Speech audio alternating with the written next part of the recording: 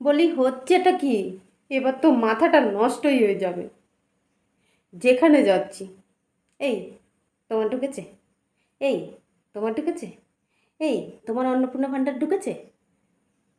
সত্যি বলছি, আমারও না কোনো মহিলা দেখলেই জিজ্ঞাসা করতে ইচ্ছে করে, এই তোমার ঢুকেছে, এই তোমার অন্নপূর্ণা ভাণ্ডার ঢুকেছে। এখন চারদিকে শুধু একটাই আলোচনা, আর কোনো আলোচনা হচ্ছে না। শুধু তোমার টাকা ঢুকেছে, এ তোমার টাকা ঢুকেছে, একই আলোচনা। যেমন 1 তারিখে টাকা দেওয়ারও কোনো সিস্টেম নেই সরকারের। 1 তারিখে কারো কারো ফর্ম ফিল আপ করেছে, একসঙ্গে 2 মাসের টাকা ঢুকেছে, কারো কারো 1 মাসের টাকা ঢুকেছে, আবার কারো আছে মানে আগের মাসেও টাকা পেয়েছে, এই মাসেও টাকা পেয়েছে, আবার কেউ কেউ আগের মাসে টাকা পেয়েছে কিন্তু এই মাসের টাকা পায়নি। মানে সরকারের টাকা দেওয়ারও কোনো সিস্টেম নেই। কেউ কেউ তো এমনও আছে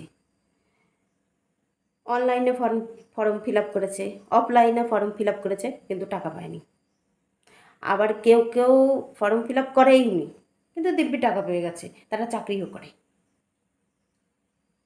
আবার কেউ কেউ, এবার পুরুষরা তো আর অনলাইনে হোক আর অফলাইনে হোক অন্নপূর্ণা ভাণ্ডারের জন্য তো আর ফর্ম ফিল আপ করবে না, তাদের অ্যাকাউন্টে পর্যন্ত টাকা ঢুকেছে। এবার কি বলবেন? মহিলারা এত কষ্টে ফর্মটা ফিল আপ করছে কিন্তু মহিলাদের অ্যাকাউন্টে টাকা ঢুকছে না, পুরুষদের অ্যাকাউন্টে টাকা ঢুকছে।